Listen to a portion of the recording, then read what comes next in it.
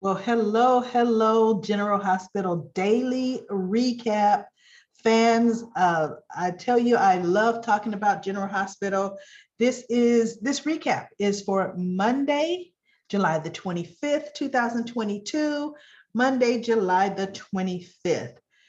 Okay, today we have, some non-consequential things happening like um Carly has a little impromptu celebration, brings Drew over so that Michael and Willow can announce that she's pregnant. And they have a little champagne. Hopefully, Willow's was sparkling because they did have two bottles there. So I'm sure hers was sparkling cider. So they congratulate the happy couple. And we also have a turn of events. Of course, Curtis does enter the cell phone guy, Oz is his name, apartment. And Esme is in the back room, the bedroom. And realizes the guy is out of it. So he calls an ambulance and he calls the cops. Um, and he wanted to search the room, but the cop says, no, this is a crime scene. And Esme's looking around like, how can she get out? So there must have been some kind of window in there, because what's interesting is nobody heard her. And somehow she got out of this little tiny cracker box apartment without anybody seeing her. I tell you that she is just invisible at times, okay? They get the guy to GH, and TJ is the attending, and Molly comes in. I tell you, she has grown into such a beautiful young woman, the actress who plays Molly, and she's just disenchanted about the work at the DA's office. She's like, I really wanted to make a difference. I wanted the DA's office to really stand for finding justice. I don't know why she thought that would happen. But then she says, but now I'm noticing, for one, that the lead district attorney took her off the case instead of asking her to recuse herself, because she knows the people involved personally. She's like, she just took me off and has me doing this busy work, and just little things she's finding out about the district attorney's office she's not happy with. I honestly feel Molly is going to end up being a defendant attorney, like Alexis was. I really feel she's going to try to fight for people and prove their innocence. That's going to be her best role as a attorney. So Curtis is at the hospital, and TJ comes out the room with the guy and finds out, yes, Curtis was the one that found him. And Curtis explains to him, Molly, why he was there, why he was looking for him. And that is exactly where, Trina and Jocelyn had gone to find out, to get more information on the guy that sold Esme the gun. So Molly's like, well, yeah, that all fits, but goodness, they need him to talk. And just as TJ and Molly and Curtis were talking, the guy codes out. So TJ goes in there, gets him stabilized enough to get him to ICU, but he had to put him in a medically induced coma, of course. So he's not going to be any good, to Trina for her trial, because he's not going to be awake in time. And quite frankly, I feel that Ryan would have escaped. Esme's going to sneak in a nurse's uniform, just like somehow she did when she was following Ava before she torched her car, because somehow Esme got into the hospital files enough to print Kiki's ID. I mean, there's some far-fetched things going on with Esme prints. But somehow she and Ryan are going to kill that guy. I really don't feel he's going to be able to talk and bring justice to the Esme situation. And then we had Valentin and Anna. Now I like them as a couple, I hate the fact that Valentin is doing Victor's bidding, because all of these things can get him in trouble, legally. It was fine when he and Anna were able to work on cases together, because they were on the same side. And yes, sometimes they may have to look away just a bit, especially with the Peter August situation. But now that he's on Victor's side, or doing Victor's bidding, not so much on his side, but doing his bidding, it's got Anna in this position to where she wants to believe him. Like, he told her this story about, yes, he left one clinic because he got a spinal infection.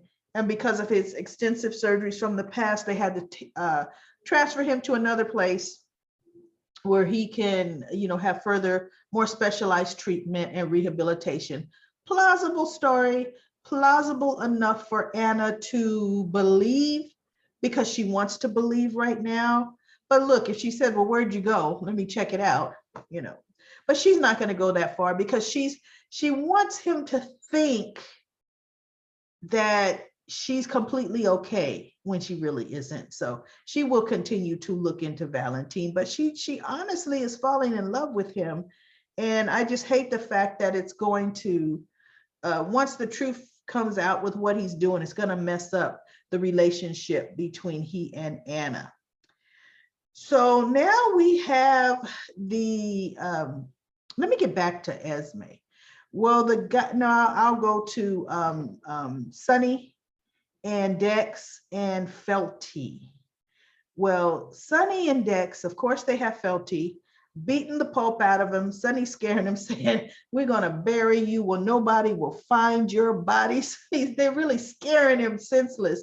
But it makes me wonder, was Sonny really going to kill him? Because I think he really was going to kill the guy. But somehow Jocelyn is there and recorded the whole thing. I'm like, now, I know Sonny had him taken more to a secluded place. Where is this girl running alone at night? So, because they didn't take him onto a college campus. Jocelyn's not on a college campus. He's not at the park. So where was she running? And she told Sonny that, well, look, I caught all of this on camera, and I'm going to turn it over to the police, and you're going to jail, Sonny. And she's just, doing her usual Jocelyn hatred of Sonny. And he goes, you don't want to do this. You don't want to hurt Avery and Donna this way. When they find out that you're the reason that their father is in jail, and they know you did this, you're going to have to live with that. And she's like, look, they lived without you when you didn't want to know who you were in Nixon Falls. They'll live without you then. And so Sonny is kind of like, you know what? He was getting nowhere with her. He's like, I'm not even going to talk to you. So Sonny leaves because he's going to Carly's house. Well, Dex starts talking to her and letting her know, please don't do this, because, yes, Sonny's lawyers will get him off, but I'm going to probably go to prison behind this. And all we were going to do was just scare him, rough him up a bit. That was it. And Jocelyn's like, that may be what he told you, but that probably was not what Sonny had in mind. And Dex is kind of saying, well, but you know what? That is what he told me. And, Jocelyn really didn't know what he was going to do with him. Okay, for one, they weren't going to kill him right there. But anyway, so he convinces her. She sees the sincerity in him, or wanted to see the sincerity in him. And he said, look, I don't even know you. I haven't done anything to you. But what you're about to do is going to ruin my life. And Jocelyn kind of had felt sorry, because he goes, I'm just saying, it seems to me like you're doing this because you want to hurt Sonny.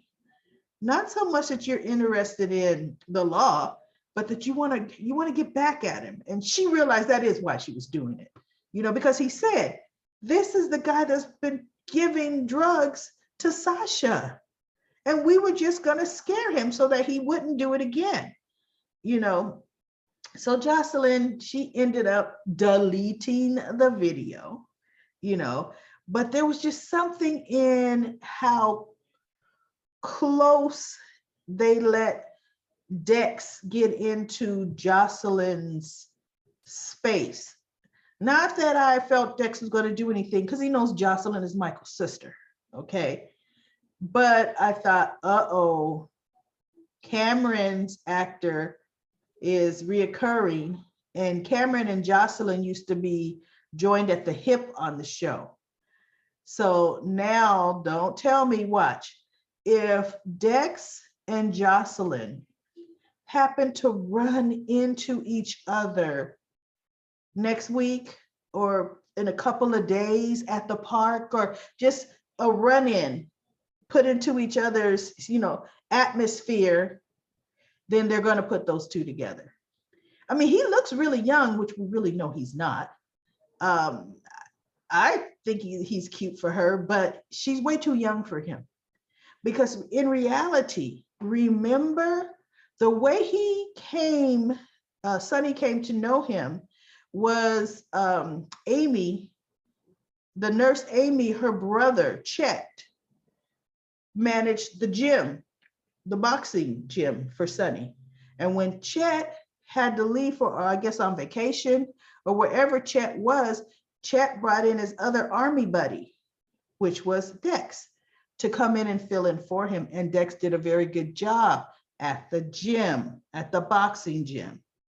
So Dex is a lot older, or this actor, he should be as old as Chet, Amy's brother, but they have him looking a bit younger, which is interesting to me. So we'll see. That is my hunch. My hunch is they're going to put these two in the orbit more and bring them together. I don't know. How do you feel about that? Let me know if you feel that that's what's happening, if you kind of got a sense on what's happening. So anyway, back to Oz, the cell phone dealer. Esme, of course, calls the hospital saying, my father was brought there. And the nurse, I don't even know her name, she answers the phone and she's saying, she couldn't give out any real information over the phone, but she could take down Esme's information and have the neurologist call Esme. Well, you knew Esme wasn't going to give her information, but the funny thing is, off a neurologist, Esme just, oh, what? Is he in a coma? And I'm thinking, how do we go from just a neurologist? That could be for a lot of things, but you just know he's in a coma. And the nurse didn't confirm it at all, but she goes, okay, I'm waiting for your information and I'll have the doctor call you back. Well, of course, Esme hangs up and she gives this wicked little smile like, okay, he's in a coma. He's going to be down and out for a while. Her plan just, whoa, she's smiling like a Cheshire cat. I mean, she's happy as she wants to be. So she goes to the Metro Court where Spencer, Nicholas, and Ava are talking. And Spencer, he just wanted to find out about Trina's trial. So Ava's telling him, she and Spencer now can have a conversation. So she's telling him about the trial and how it really didn't go that well for Trina. And Esme sees them all talking and hears her talking about the trial. So she texts Nicholas, I'm outside the Metro Court. I need to talk to you. So he pretends there's Cassadine Industries business and he goes out there. What are you doing? I just can't handle the guilt. We need to tell Spencer and Ava that we slept together. I don't have my internship at Spring Ridge, and I really wanted to get into PCU, and I just can't focus. I need to unburden myself. And Nicholas like, no, you don't. Look, just give me till tomorrow, and I'll get your internship reinstated. He's like, no. Give me till tomorrow. I'll get you reinstated. And you haven't missed any deadlines. And so she, of course, hugs him again. See, all of this, every time I'm with you, I've got to hug you. And Nicholas, no, he's figuring out, she's using me. She's really blackmailing him with this secret. And he's realizing, Houston, I have a problem. I have a real problem. Okay. So he goes back in and sits down, and Ava's like, was everything okay? And he goes, yeah, it's just something that's going to take my immediate attention, but it'll be handled. So there's a situation brewing, and you know what? Nicholas couldn't happen to a nicer guy. That Esme is going to cause all this turmoil to him, because bottom line, they never ever should have slept together. This girl is young enough to be his daughter, and was his son's girlfriend. There was no reason whatsoever that he should have crossed that line, and Nicholas did. And I tell you, not that I respected him anyway, but the original actor Tyler Christopher, that Nicholas, I can't see them ever having it go that way, ever. I can't even see Tyler Christopher really with Ava.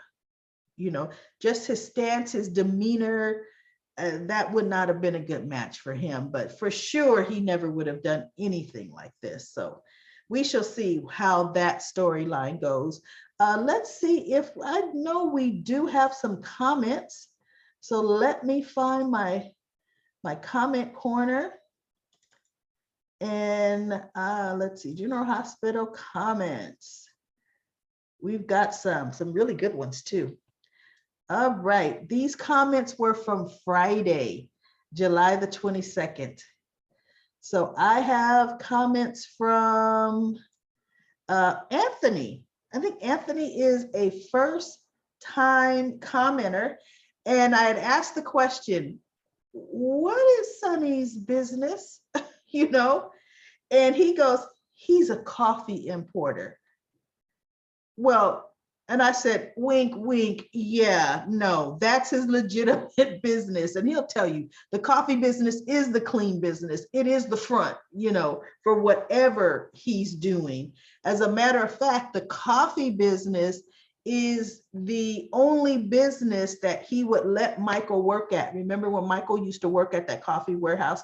Because it was the legitimate business. I'm saying, what is his organized crime business? What is it? Is it gambling? I don't know. That's what I was saying. And then Mary said the original name of the floating ribs was Jake's. Yes, you are right. It was Jake's. It was renamed when everyone thought Elizabeth's son Jake was dead. And that's when Jake was hit by the car.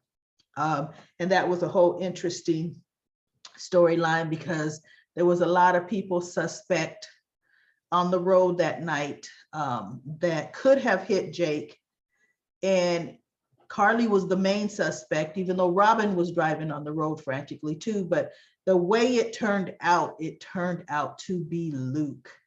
And Luke knew that it was probably him. It was him. But what was so interesting is this is how soap operas rewrite things.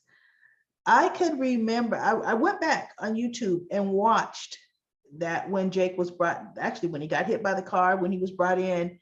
And remember, Jocelyn was sick, and Carly finally, and I thought this is how they wrote it. Jocelyn was initially supposed to get Jake's kidney.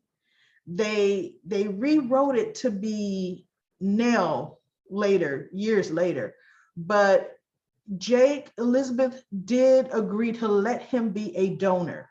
And Lucky was the one that convinced her to do that, because he's like, if Jake can help, another child live or have a better life, then let's do that. So Elizabeth agreed. Well, look, that means Jake's body parts were taken out of him, and he was a donor, and Robin and Patrick did all of that. So how somehow Elena Cassadine was able to swoop in and take Jake and switch. I don't know how they tried to rewrite that years later, but as we all know, Jake is back. He's been back for years now, teenager, but that's soap opera writing. And then Monique, she answered it right too, that the original name of the floating ribs was Jake's. And then we've got Ricardo, and I think this is Ricardo's first comment. He just says that, Chase is such a wuss. He is. And I put agreed. He needs to man up. Sandy says she really enjoyed the scene between Marshall and Portia. She loves Selena Wu. I'm actually starting to really like her. And she is buying up everything. And she goes, soon she thinks she's going to be able to take over Sonny's territory. Yeah, she just might. And then she's saying, Evo Esme's at it again. Who's next? Well, we found out who was next, didn't we? And that was Sandy. Thank you for your comments. And this Chemo Beauty said that Britt and Cody are quickly becoming annoying to her. She's not in the mood for another cat and mouse, because we know Chase and Brooklyn are definite cat and mouse. Oh my goodness. And then it's the same old Maxie. As soon as someone tries to express any kind of concerns about a new relationship she's in, she shuts them down. She knows what she's doing. She never learns from her mistakes, even though Austin seems like he was a good guy, but now they're bringing in some kind of hidden past with him. And I don't know why. I don't know why they would do that. Now he's not going to be a good guy after he knows the way Peter August was. And if he's into something shady, he should know that, why would he even get Maxie involved or her sons or anything like that? So I don't know what storyline they're getting ready to do with Austin, and I don't think I'm going to like it. And Monique also says that Frisco needs to come back for this Felicia storyline, because they're getting ready to make Felicia part of Ryan's obsession, I guess. Supposed to be Ava, but we shall see what he focuses on. And I put, yes, I love it when Jack Wagner does make an appearance on the show as Frisco. That's so exciting. It's like a blast from the past. And then Monique gave some history. Thank you, Monique. She says, Jake's was owned by Coleman, who was hired by AJ to scare Courtney. So she could run to him and he could be Courtney's hero. And he wanted to make Jason look bad and look like a fool, but everything backfired on AJ anyway, which it normally did. AJ couldn't do anything right. I mean, half the time he was drunk. But anyway, he was that Quartermain that could just never live up to the family name. But that was the comments from General Hospital. Please, I'd love to hear some comments from today. What did you like about the show today? What didn't you like? Do you think Esme, her Houdini disappearing act, how believable was that? But I will be back tomorrow with the daily recap of General Hospital.